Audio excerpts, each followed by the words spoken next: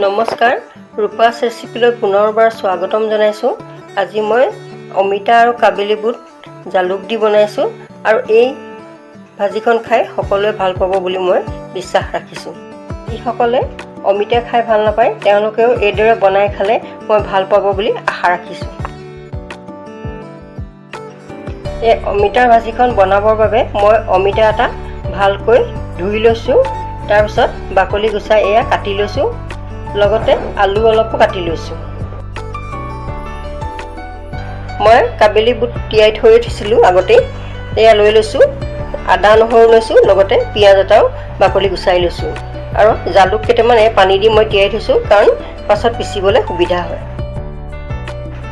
এই কুকাৰত মই কাবেলি বুট, অমিতা আৰু আলু দি এতিয়া অলপ পানী দি মই সিজাই ল'ম। 4টা হুইচেল দিছোঁ। এয়া 4টা হুইচেল দি মই সিজাই ল'ম। এতিয়া ইয়াত দেখিছেনে আমাৰ সিজা হৈ গ'ল।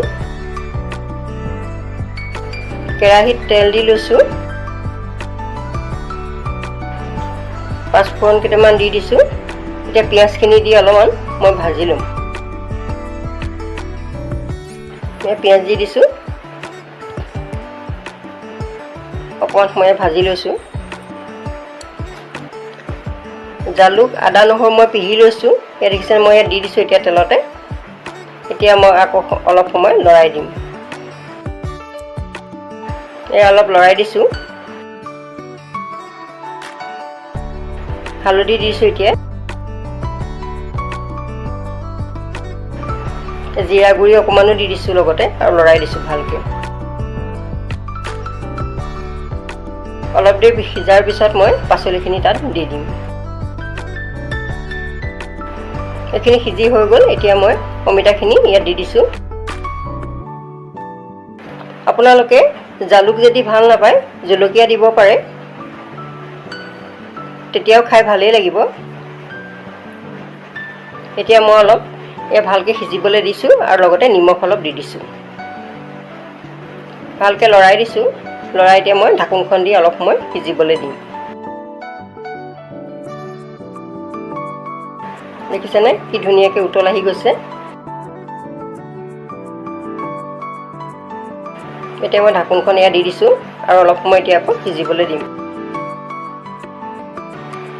দেখিছেনে ভালকৈ উতল আহি গৈছে। ভালকৈ উতল আহিলে খাবলৈ সোৱাদ হয় আৰু অমিতাখিনি অলপ ভাঙিও দিব লাগে, আলুখিনিও অলপ অলপ ভাঙি দিব লাগে, তেতিয়া সোৱাদটো ধুনীয়া হৈ পৰে। দেখিছেনে মই ভালকৈ লৰাই দিছোঁ আৰু অলপ ভাঙিও দিছোঁ। আকৌ অকণমান মই ঢাকন দি 2 মিনিটমান আকৌ সিজিবলৈ দিম।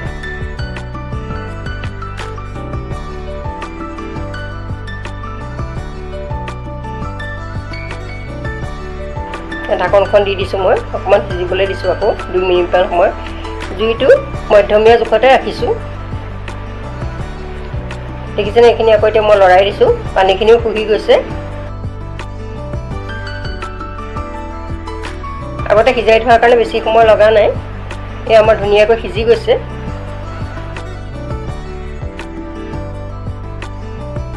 দেখিছেনে ধুনীয়াকৈ মোৰ সিজি গ'ল।